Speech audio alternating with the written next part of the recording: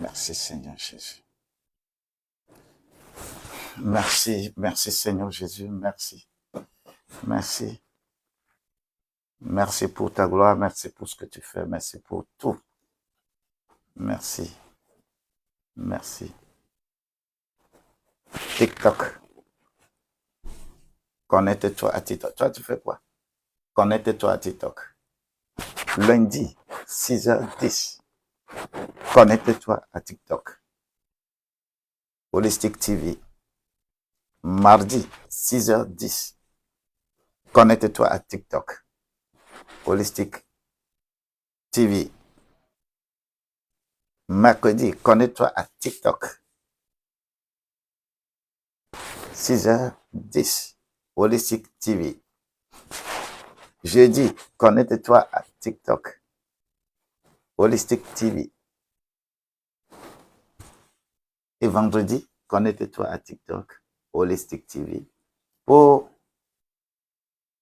l'enseignement entrepreneurial. Nous sommes dans ce contexte et toute la grâce est là pour nous donner la vie, pour nous faire évoluer au nom de Jésus-Christ. Et nous allons évoluer. Tes affaires marcheront. Tes affaires marcheront et tu seras aussi distingué en tant que famille parmi les familles. Les familles sont disloquées, les familles ont des problèmes, de sérieux problèmes, tout simplement parce que l'éducation familiale est faussée. C'est pourquoi nous prenons sur nous cette vision là pour que on peut donner un peu quelque chose à la famille pour que la famille ne demeure pas aveugle. La famille est la première cellule de production. Si l'entreprise devient performante, c'est parce que la famille est performante. Si l'église devient performante, c'est la famille qui est devenue performante. Parce que ce que tu as appris, ce que tu connais chez toi, ce que tu connais dans ta famille, les exploits que tu peux faire en famille, ce sont ces exploits-là que tu vas monétiser et qu'on appelle le travail. Le travail. Tu vas réussir. Tu vas réussir. Tu vas réussir. Quel que soit ce que ta famille traverse, quel que soit ce que ton couple traverse, quelle que soit la profession dans laquelle vous vous retrouvez, l'incompatibilité ou compatibilité, le Seigneur va faire le reste. Sois béni au nom de Jésus-Christ.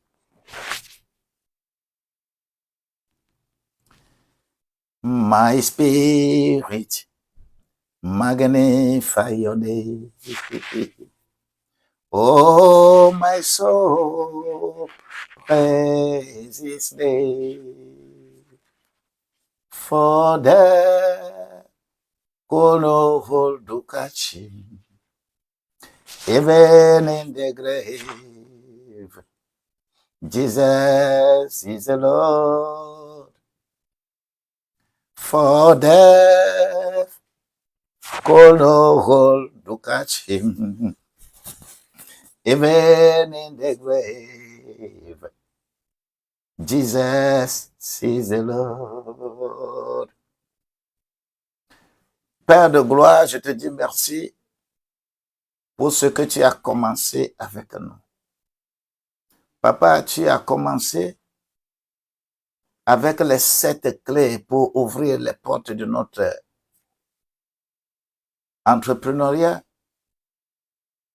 La seconde chose, tu nous as donné l'opportunité de détecter là où nous pouvons trouver les opportunités entrepreneuriales.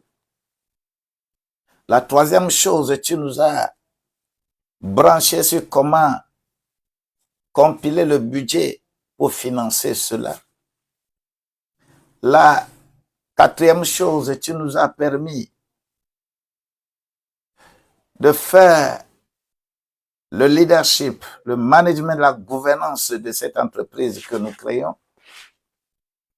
Et la cinquième chose, Nous avons besoin de faire les stratégies, les plans marketing pour notre entreprise en création. Papa, je veux que chacun de ces apprenants maîtrise, s'approprie les outils de ce processus. Je veux que, à travers TikTok, que tu puisses vulgariser davantage ce processus. Mon vœu est que cette vision soit bien installée dans les cœurs pour relever le standard de la famille. La famille a aujourd'hui des problèmes. Nos familles ont des problèmes. Nos familles ne trouvent pas de ressources nécessaires pour se sustenter. Nous avons de sérieux problèmes. Ce problème est très, très, très profond. Parce que la famille a problème et que même le système économique, le système financier, le système politique, le système de l'environnement, tout ce qui peut se faire autour de nous, tant que la famille n'est pas à l'aise, rien ne sera profitable. Mais comment nous allons faire? Papa, aide-nous à aider chaque cellule familiale à s'installer, à se relever. Là où chacun est tombé, que tu leur rappelles ces choses et qu'ensemble, on puisse mieux t'adorer. Nous sommes dans des systèmes de grincement de dents, tout simplement parce que les ressources ne suffisent pas. Lorsque je fais le sondage, dans mon pays, le Togo, combien de familles, combien de personnes mangent 3 fois par jour? La majorité ne mange pas, même pas 1 fois par jour. Pourquoi? L'éducation familiale est bâclée. La cellule productive n'est pas fonctionnelle. Il n'y a pas une affaire que tu vas commencer à faire et que cela va être florissant. Et nous sommes comme des oiseaux voyageurs. Et on risque notre vie pour aller ailleurs. Papa, ouvre-nous les yeux. Ouvre-nous notre entendement. Ouvre-nous, Seigneur, notre conscience pour que nous puissions voir toutes les richesses autour de nous et pouvoir les exploiter. Je prie que quelqu'un qui est en train de souffrir et ne trouve pas à manger, ne trouve pas du travail, il y a travail avec toi. Que tes yeux s'ouvrent. Je demande à TikTok de divulguer. TikTok, fais venir les gens, fais venir TikTok. Je te dis, fais venir les gens pour écouter ce qui est bon.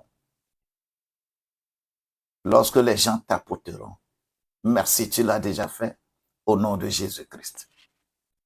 Amen. Je voudrais continuer notre présentation. Nous sommes dans le marketing, le plan marketing, le plan stratégique. Qu'est-ce qu'il faut faire? Tu as déjà eu l'idée. Tu as déjà financé. Tu as commencé à faire déjà quelque chose. Oui. Personne ne peut me dire que il ne fait rien. Même si c'est de l'arachide que tu es en train de vendre au bord de la route, c'est une grande activité. Mon Dieu va ouvrir tes yeux pour comprendre les besoins des gens, pour voir comment faire correctement cet arachide-là. Pour que tu comprennes qu'il y a certaines personnes, c'est arachide non préparé qu'ils mangent. Il y a d'autres, c'est arachide bien préparé qu'il mange. Il y a d'autres, c'est arachide torréfié qu'il préfère. Il y a d'autres qui préfèrent qu'on mette l'arachide là correctement dans une bouteille très transparente et puis mélanger un peu avec quelques bonbons. Il y a d'autres qui aimeraient que cet arachide-là soit préparé dans l'eau et mélangé avec du maïs.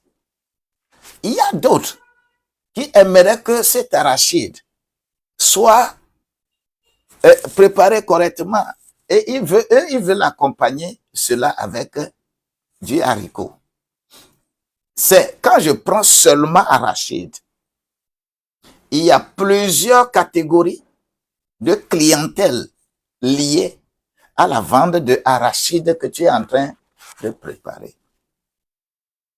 Ce que nous sommes en train de faire, c'est ramener ta vie, ramener tes réflexions pour voir effectivement comment les gens veulent que tu leur fasses cet arachide comme exemple que j'ai pris. Ça, c'est ce que le marketing cible.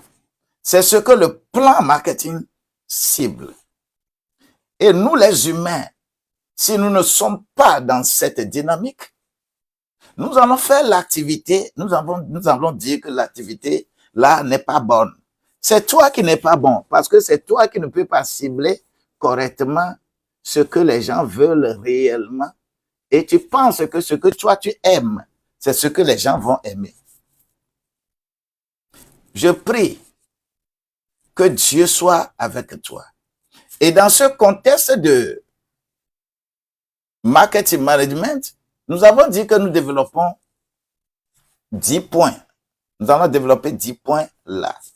Et le premier point que nous avons déjà identifié, c'est carrément un point introductif qui nous parle de cette stratégie marketing. Et dans cette stratégie marketing, nous ciblons ce premier point qui est identification, comment poser le fondement. Un fondement se pose. Tout ce que tu veux faire, si tu n'as pas un fondement pour ça, si tu ne définis pas correctement le fondement, il est écrit que lorsque les fondations sont renversées, que ferait le juste? Ce que nous subissons dans l'adoration de Dieu est terrible. En général, les fondements sont renversés en matière d'adoration de Dieu. Et les justes sont haïs. Les arnaqueurs, les influenceurs sont applaudis en disant que nous sommes en train d'adorer Dieu. La même chose se rejaillit sur nos activités. C'est pourquoi nos activités ne marchent pas. Donc, on a d'abord fait poser le fondement. Les fondements, ce sont quoi? C'est mission, vision, valeur. C'est ça, fondement de ton entreprise, de l'activité que tu es en train de faire. Si tu n'as pas bien défini ça, c'est que ta fondation n'est pas bonne. La fondation, ce n'est pas aller prendre des millions et venir mettre en même temps dans une activité. Non. La fondation, c'est de pouvoir réfléchir et définir toi-même ta personnalité. Qui tu es? Quelle est ta raison d'être? Qu'est-ce que tu veux faire aux gens? Quel besoin, quel problème tu veux résoudre aux gens? Et pour être dans cette dynamique, quel comportement tu dois avoir pour pouvoir résoudre le problème? C'est les trois choses qui constituent fondement d'une entreprise. Et fondement de toute activité que tu veux mener, voilà le fondement. La deuxième chose que nous avons énumérée, c'était l'étude du marché. Étude du marché. Non, c'est ce que nous allons faire aujourd'hui plutôt. Et cette deuxième chose que je placerai à la première place, c'est ton identité, ton véritable identité entrepreneuriale. Nous avons déjà fait cela. C'est cette troisième chose que nous allons faire aujourd'hui et j'aimerais que nous puissions faire cette troisième chose et quatrième chose. S'il le faut, on fait 3. Cette troisième chose, c'est l'étude du marché contextualisé. Tu fais l'étude de marché de ton entreprise. C'est comprendre l'environnement africain. Parce que nous prenons la chose dans le contexte africain. Notre environnement, est-ce que notre environnement est propice? Ça, c'est la troisième chose, le troisième point que nous abordons dans le marketing management de l'entreprise familiale. Abordant ce sujet, il s'agit de quoi? C'est quoi? Faire l'étude de marché contextualisée. Suivons bien, prenons notre calepin, notons et tapotons. TikTok va envoyer beaucoup pour suivre. Les fils d'Isaacar, écoutez, en Israël, les fils d'Isaacar avaient de l'intelligence pour discerner les temps. Lorsque vous lisez correctement Genèse 49 là, et comment on a partagé les compétences à chaque enfant, les fils d'Isaacar avaient reçu ce qu'on appelle le don de discerner les temps. Pour savoir ce que devait faire Israël.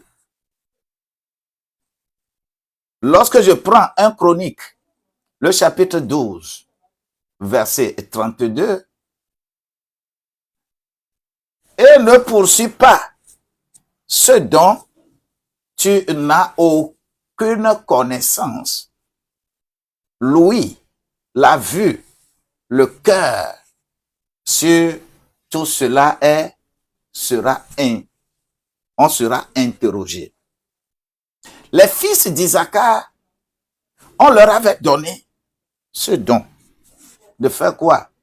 De discerner le temps.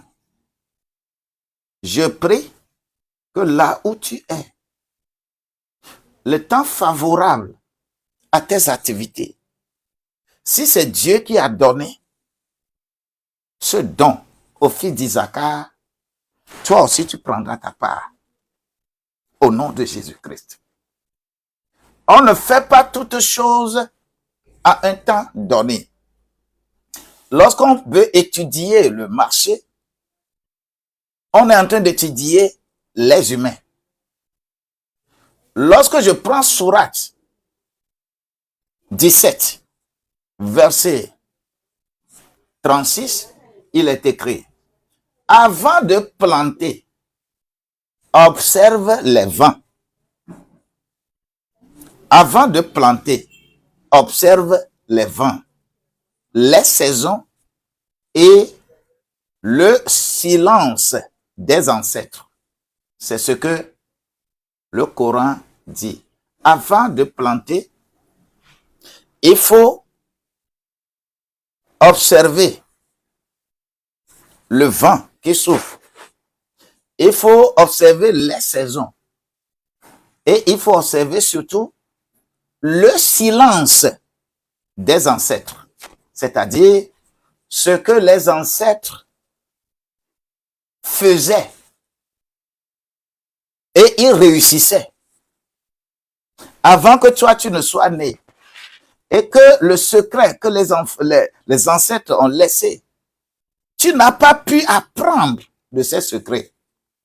Ça devient silence des ancêtres. Alors, il faut créer une entreprise familiale sans étudier le marché. Cela veut dire que tu es en train, tu crées une entreprise familiale sans étudier le marché. C'est que tu ne veux pas connaître le goût de tes invités. Tu veux préparer une sauce en oubliant le goût de tes invités. Bien-aimé, je donne comme ce petit exemple. C'est la fête, par exemple, très prochainement, c'est la fête de Tabaski, ou bien c'est Tabaski ou bien Ramadan. C'est Tabaski. Vous savez? Tu es un bon cuisinier. Un bon cuisinier. Et tu prépares bien. Les gens apprécient ta nourriture. Et tu veux étudier le marché de Tabaski. Qu'est-ce qu'on peut vendre pendant les moments de Tabaski? Si tu n'étudies pas correctement ce marché, tu iras faire correctement méchoui, tu auras bien préparé le porc correctement. Que, oh, ceux qui mangent le porc, là, ils vont dire, ça c'est une très bonne nourriture. Tu vas préparer ça. Qui va t'acheter ça pendant Tabaski parmi les musulmans? Qui va t'acheter ça?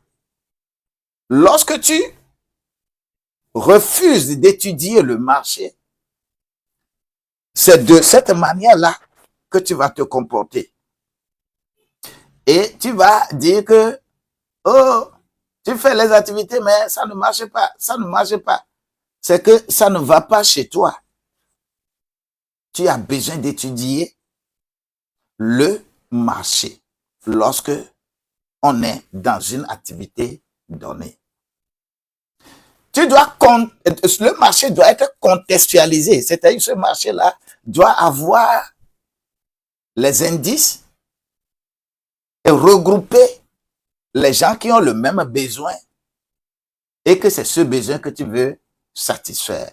Parce que la contextualisation enracine la réalité culturelle, la réalité économique, la réalité sociale, la réalité territoriale. Réalité économique, réalité culturelle, réalité économique, réalité sociale, réalité territoriale. On en a besoin. C'est étudier le marché. Dans ce contexte, je veux voir la première chose dans l'étude de marché. La première chose, c'est pourquoi une étude de marché contextualisée. Pourquoi? Une étude de marché contextualisée. Quand je me pose cette question, une étude de marché bien menée permet de faire quoi? De comprendre les besoins réels du client. Du client potentiel. On appelle ça client potentiel, c'est-à-dire des gens qui sont susceptibles d'acheter ton produit. Oui, tu as besoin d'étudier le marché pour les connaître. Et c'est quand on étudie ce marché-là qu'on peut amener l'état d'esprit marketing. On peut amener l'ensemble de techniques. On peut amener l'histoire. On peut amener l'anthropologie de ce peuple. On peut amener beaucoup de choses pour comprendre le goût de ses clients. Ce n'est pas seulement supposer. Faut pas rester chez toi et supposer que, oh, quand je vais faire ça, on va acheter, on va acheter. Non, il faut étudier le marché. Contextualiser. Le deuxième point, c'est identifier les concurrents. Je fais l'étude de marché. Ce que je suis en train de vouloir vendre, cela veut dire que il y a des gens qui vendaient aussi déjà ça. Ce sont mes concurrents. Je dois les étudier. Oui. Je dois voir parce que il s'agit de parler des besoins de substitution. Il s'agit de parler des forces en présence. Tes concurrents ne vont pas te laisser faire. D'ailleurs, en Afrique, nous aimons faire le suivisme. Personne ne réfléchit pour créer. On attend que des gens créent, des gens commencent à faire et que nous, on va tomber dedans, on veut faire ça aussi. Je prie que tu n'aies pas cette idée de vol, mais que tu puisses être inspiré pour avoir meilleures et nouvelles idées. Et c'est à travers cette nouvelle idée que tu fais l'étude de marché. Tu identifies tes concurrents. Le troisième point, tu vas définir maintenant les bonnes stratégies de prix. Qu'est-ce qu'on fait?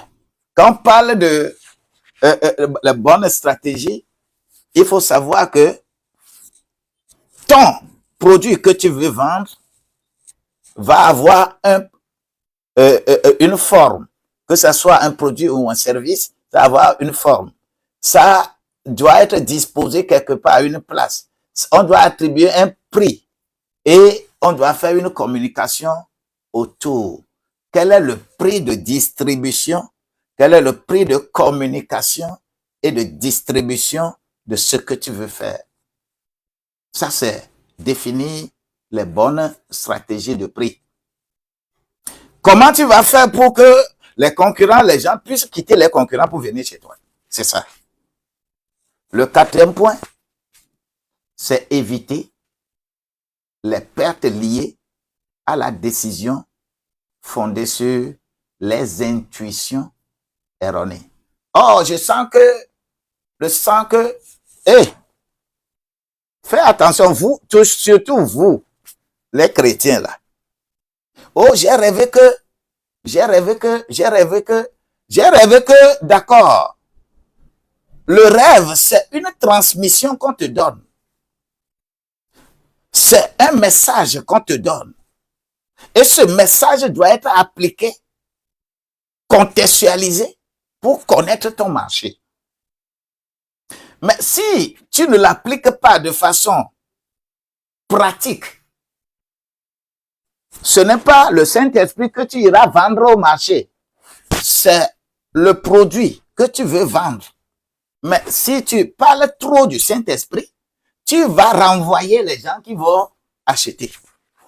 Il faut faire attention. C'est deux mondes différents. Je suis dans le monde invisible.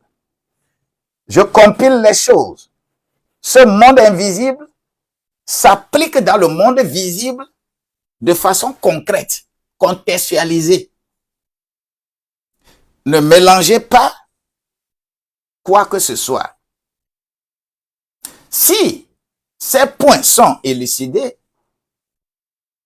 ce serait bon. Mais en Afrique francophone, surtout, il faut aller plus loin que ça. Nous, on doit aller plus loin. En faisant quoi? Il faut intégrer les usages locaux. Quand tu étudies un marché, tu vas à un niveau donné, tu étudies la chose conformément à la langue que les gens parlent là-bas. Il faut intégrer les usages locaux. Il faut adopter une communication adaptée là-bas. Il faut un mécanisme informel de communication et de recommandation. Et dans ça, tu auras identifié ton marché. Que la grâce de Dieu nous accompagne. La deuxième chose, je veux prendre un exemple direct de tout ce que je dis. Une entreprise familiale qui veut lancer un service de liaison de repas. Je veux préparer du repas et vendre aux gens. Je veux faire takeaway, ainsi de suite. Dans une ville secondaire, en Afrique de l'Ouest, là, je veux identifier quelque chose. Qu'est-ce que je dois faire? Les habitudes alimentaires. Je dois comprendre les habitudes alimentaires de ce peuple, de cette clientèle. Je dois connaître les horaires. Quand ils mangent quoi? Le type de plat que les gens mangent et le budget moyen. Il faut toujours déterminer le budget moyen. Tu ne peux pas faire des gâteaux, par exemple coupés en morceaux de 500 francs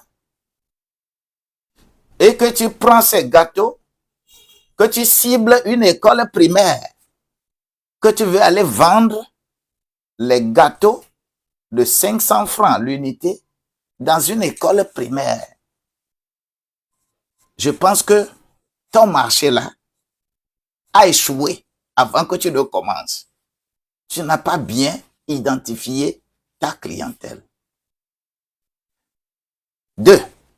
Les canaux d'information privilégiés qu'il faut, de bouche à oreille.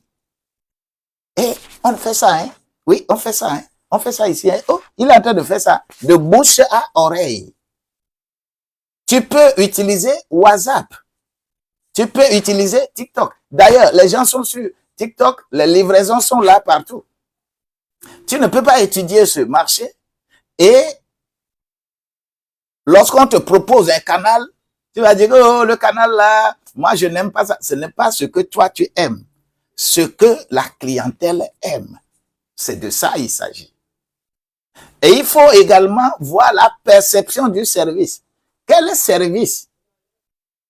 Quel est haut de gamme, milieu de gamme ou bas de gamme? Qui tu veux satisfaire? Et c'est dans ça que je peux parler de fondements bibliques en parlant de Ecclésiaste 3. Lorsque je prends Ecclésiaste, lis correctement le chapitre de Ecclésiaste 3 là, il y a un temps pour toutes choses sous le soleil. Il ne faut pas mélanger. Lorsque on est dans la nuit, il y a des activités appropriées à la nuit. Le jour, il y a des activités appropriées. Lorsque nous sommes dans saison pluvieuse, nous sommes dans saison sèche, nous sommes dans n'importe quelle saison, il y a des activités qui sont prévues dans cette période-là. Si tu n'es pas capable de le faire, ça devient compliqué. Ce qui veut dire que l'entreprise familiale doit être plus prophétique. Tu dois être plus prophétique. Je prophétise sur tes activités.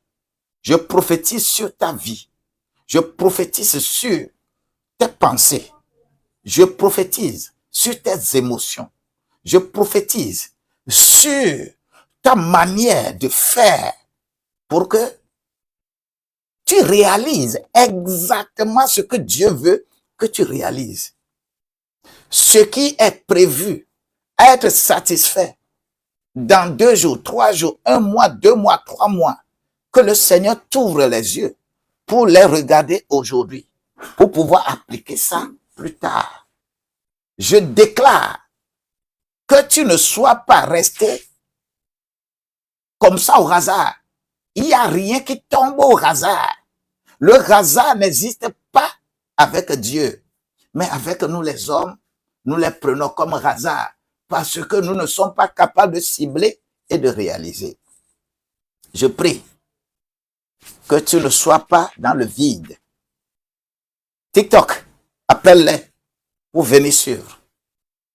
La grâce de Dieu va être avec nous. Le deuxième point de référence, lorsque je prends les références coraniques, l'islam encourage quoi? L'islam encourage l'acquisition de la connaissance. Et il faut que dans le contexte là, que tu puisses avoir la connaissance, y compris les connaissances économiques. Il faut étudier son marché.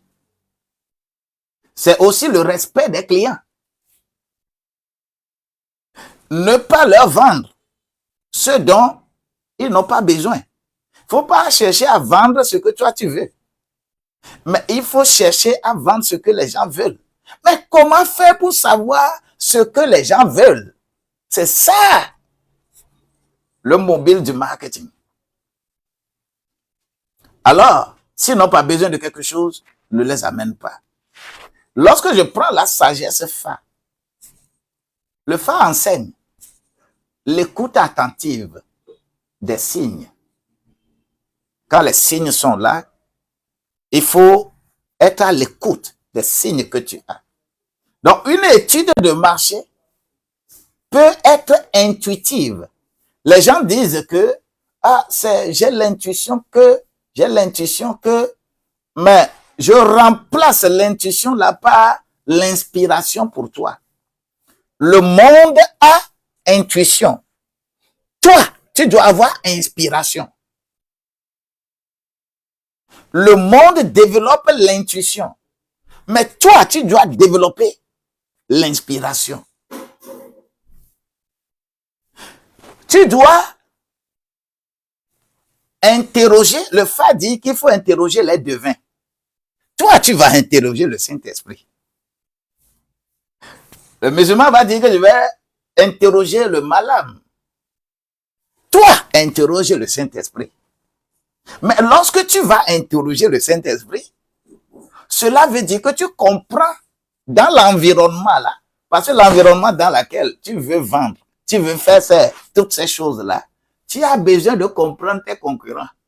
Et pour comprendre tes concurrents, la meilleure chose pour comprendre une personne, c'est comprendre d'abord sa religion. Comprendre d'abord ce dont, à quoi il croit. Si tu ne comprends pas, tu ne veux même pas t'intéresser. Tu ne veux même pas savoir. C'est très grave. Un entrepreneur ne se comporte pas comme ça. Comprend tout. C'est pourquoi dans ce contexte-là, nous parlons de la Bible, nous parlons du Coran, nous parlons du Fa, nous parlons de l'andragogie. C'est-à-dire, vous êtes dans un environnement, tu veux faire les affaires dans cet environnement. Mais tu dois comprendre les gens, tu dois comprendre. Mais c'est être religieux, c'est être dingue, c'est être enfermé dans une boîte de refuser de comprendre ce que l'autre fait. Et c'est grave. Alors tu as besoin de comprendre. Raison pour laquelle nous vous donnons l'idée de chacun dans les affaires. Quelle idée? Comment le chrétien se comporte? Comment le musulman se comporte? Comment l'animiste se comporte? Comment dans l'andragogie on se comporte? Nous avons besoin de cerner tout ça là. Si je ne cerne pas ça, le marché que moi je veux conquérir, ce marché-là ne sera jamais à moi. Ce n'est pas aller faire jeûne 40 jours, 40 nuits qui est le problème. Tu fais jeûne 40 jours, 40 nuits, mais ce que spirituellement Dieu t'a donné, viens appliquer ça dans l'environnement là. Ce n'est qu'en ce temps que tu peux parler de étude de marché. Lorsque je prends la démarche andragogique, Et ça, c'est les conceptions du phare que je viens de développer ça comme ça. Lorsque je prends le volet andragogique, nous savons que l'entrepreneur prend mieux. L'entrepreneur doit apprendre mieux en faisant. Ne cherche jamais à avoir un cœur limitatif. TikTok, il faut sonner pour eux. Ils n'ont qu'à venir. TikTok, sonne pour eux. Ils n'ont qu'à venir. Et nous avons besoin de faire cette étude de marché et de faire des entretiens qualificatifs. Nous avons besoin de faire des entretiens qualitatifs. Et nous avons besoin de regarder les uns les autres lorsque nous sommes en andragogie, parce que les expériences comptent beaucoup. Nous allons observer les comportements des consommateurs. C'est par ce truchement que nous pouvons avoir le comportement réel des consommateurs. Si nous ne comprenons pas le comportement des consommateurs, nous ne pouvons pas vendre. Nous allons discuter avec les leaders d'opinion. Vous savez, lorsque TikTok, par exemple, il y a certaines personnes, quand ils élèvent un article pour dire qu'ils sont en train de vendre, parce qu'ils sont des influenceurs, on colle cette chose-là à la personne. Et les gens vont acheter. Et il faut utiliser des outils simples. Lesquels outils? Vous avez les tableaux Excel, hein? Vous avez les tableaux, les journaux de terrain, vous avez les fiches. Vous pouvez en préparer pour étudier le marché. Attention. Attention. Beaucoup de familles africaines aujourd'hui font quoi? Négligent cette étape de l'étude du marché. Ils ne veulent pas étudier les gens. Mais toi, tu dois être réveillé pour ne pas oublier cette étape-là. Trop de théories. Les gens, on va vous dire, oh, venez, on va vous former en marketing, on va vous former en ceci, on va vous former. Vous courez, et vous allez. Mais ce n'est que la théorie qu'on va vous donner. Le terrain, c'est le terrain. Et beaucoup d'Africains font mal, nous faisons mal cette étude de marché. Donc, en vérité, bien menée, l'étude de marché est accessible, est peu coûteuse. C'est pourquoi les publicités sont coûteuses. Quand tu veux voir les télévisions, quand tu veux voir les médias, pour qu'on te fasse publicité, on paye beaucoup. Mais nous remercions Dieu parce que TikTok est arrivé. TikTok est là.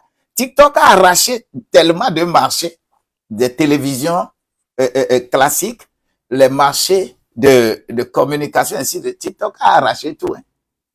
Les télévisions conventionnelles sont en train de trimer. Tout simplement parce que le créateur du TikTok a très bien fait l'étude du marché pour connaître les goûts des gens. Fini les querelles du soir. Lorsque Marie revient, il prend le truc et il allume la télévision. La femme vient, oh, ce n'est pas la chaîne là que moi je voudrais voir. Moi je voudrais ceci. Moi je voudrais ça. TikTok a ciblé ça. Et TikTok a mis en place, chacun peut regarder ce qu'il veut. Vous voyez un peu? C'est une étude du marché.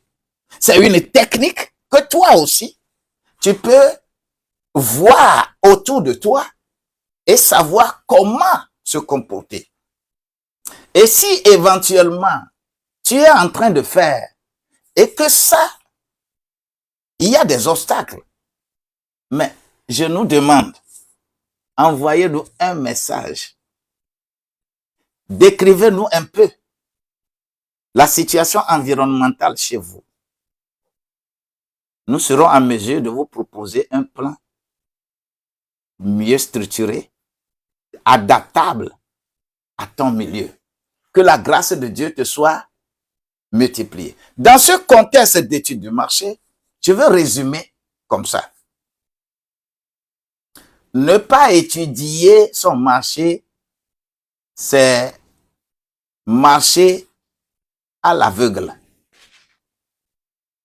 Si tu n'étudies pas ton marché, c'est que tu fermes les yeux pour marcher. Tu vas tomber dans des ravins. Deuxième chose, en contexte africain, les logiques communautaires, informelles et culturelles comptent autant que les chiffres. Lorsque nous sommes dans le contexte africain, la culture a tellement d'effets sur les individus que lorsque tu étudies le marché, tu ne peux pas mettre croix sur sa culture. C'est ça qui fera ta force.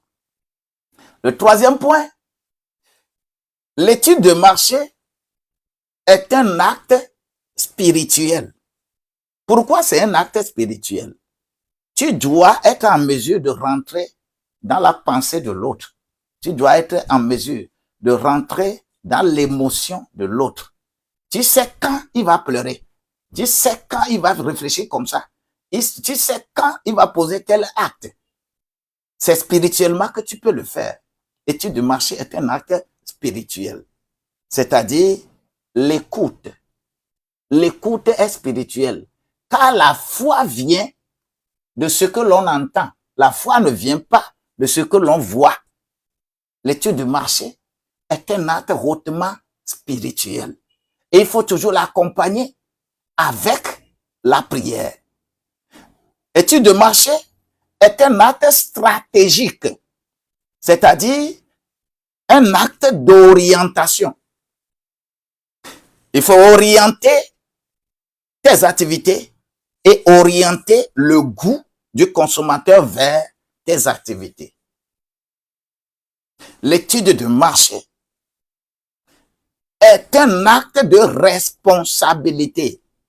C'est-à-dire, ce que vous êtes en train de faire, vous avez la responsabilité, vous allez assumer la responsabilité des méfaits ou des bienfaits de l'activité que tu mènes. Tu dois mettre de l'ordre dans ta vie. J'étudie le marché comme ça. Je te demande d'aller dans la plateforme, tu prends le document, tu vas exécuter les 7 points de prière. Et quand tu les prends, tu es en train de prier. Je suis persuadé que mon Dieu va te rappeler étape par étape ce qu'on fait dans l'étude de marché. Et on va t'ouvrir les yeux. Et lorsque tu seras dans la recherche des clients, de très bons clients viendront parce que tu auras la capacité de les cibler. Tu auras spirituellement, tu peux les voir. Tu vas rêver. Les gens vont t'appeler pour exécuter un travail spécifique lié à ton domaine d'activité. Je prie que tu t'appropries ces outils et que tes affaires, que ce soit en création, que ce soit en développement, que ce soit en difficulté, puissent trouver de dénouement. Sois béni au nom de Jésus-Christ. Je vais aller sur le 4e sujet de cette présentation. Nous avons fait l'étude de marché de façon générale. Maintenant, nous allons parler de ciblage. Alléluia. Ciblage. Parce que, vous savez, en général, nous mettons dans un même panier un processus. Et ce processus, étude de marché, c'est aller sur le marché. Même si tu tu peux être dans ton fauteuil là. Tu dois savoir que tu dois aller sur le terrain. C'est le recensement des besoins, la segmentation des besoins, le ciblage du besoin utile et le positionnement du produit ou du service en lui associant un prix, une place, une communication. C'est ça la stratégie. La grâce de Dieu va être avec nous. Maintenant, je vais parler de ciblage. Il faut cibler la clientèle. Cibler son client idéal. Lorsque tu fais les études de marché, d'accord. Maintenant, il faut cibler client idéal. C'est-à-dire à partir des réalités du foyer et de la communauté. La communauté que tu étudies, tu dois avoir un client idéal. Vous savez, vous allez être dans une activité. Et la manière dont l'activité évolue, vous allez recevoir un client. Tu as déjà des clients. 10, 20, 30, 1000. Mais tu vas avoir un client spécial qui va te faire même négliger les autres clients. C'est un client de poids. Et ce client seul, si ce client seul achète chez toi une fois, 2 fois dans le mois, tu es à l'aise. Je prie que tu aies ce client-là qui va booster tes activités. Je prie que cela soit ainsi au nom de Jésus-Christ. Beaucoup de tracasseries seront là, mais un client spécifique qui vient vers toi, ce client-là, ne le néglige pas. Je l'envoie, le ciel l'envoie, le ciel se tient tout droit avec toi parce que tu as une clientèle, mais tu vas encore cibler dans cette clientèle-là pour comprendre les choses que tu vas avoir. Tu cherches du travail, tu cherches quelque chose de spécifique, tu souffres. Il faut sortir de cette souffrance en trouvant le travail qui est dû, en fabriquant le produit qui est dû, le produit qui est nécessaire pour ce client spécial qui vient.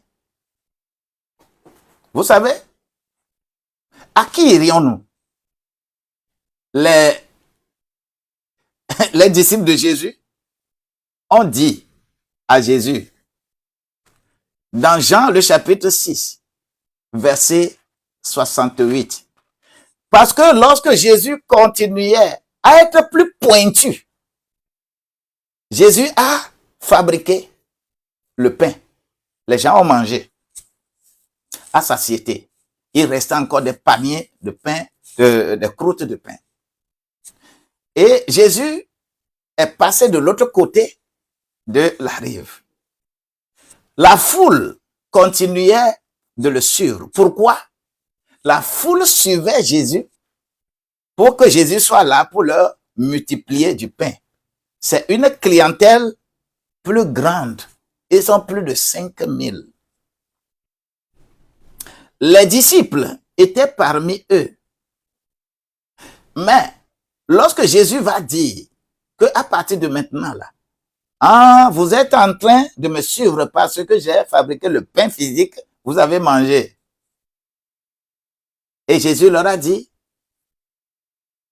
que c'est lui qui est le pain qu'il faut manger. Jean 6, 53. Si vous ne mangez pas la chair du Fils de l'homme, et vous ne buvez pas son sang, vous n'avez pas la vie en vous. Jésus est en train de cibler une clientèle spécifique, des gens qui sont plus collés à lui, des gens qui veulent réellement aller avec lui, veulent tisser un bon partenariat avec lui. Les mangeurs, la foule est partie. Les gens sont partis parce que ça devient pointu. Cibler une clientèle pointue, une clientèle qui doit être loyale et acheter chez vous chaque fois, c'est une affaire spirituelle. Ce n'est pas charnel. Quand tout le monde est parti, Jésus demande, mais et vous? Vous n'allez pas partir? Simon-Pierre dit, à qui irons-nous? À qui irons-nous? À qui irons-nous? Tu as les paroles de la vie éternelle. À qui irons-nous? Je veux que tes clients soient satisfaits de cette manière. Que des clients spécifiques puissent déclarer que si je te perds, je ne pourrai pas trouver comme toi. Le travail que tu fais là, je prie que les gens qui achètent chez toi, les gens qui t'ont engagé pour te payer, qu'ils puissent déclarer par leur bouche que à qui irons-nous? Qui peut nous faire encore ça plus que toi? Cela veut dire que tu as très bien étudié. Ton produit est bon. Ton produit est excellent. Ton produit est utile. Ton produit fait quelque chose d'intéressant. Je prie que cela soit ainsi. Quel que soit le travail que tu fais, c'est toi qui quittes, qui veux menacer de quitter et qu'on va te supplier que la grâce de Dieu te soit multipliée. Lorsque je prends dans le Coran, Allah n'impose à aucune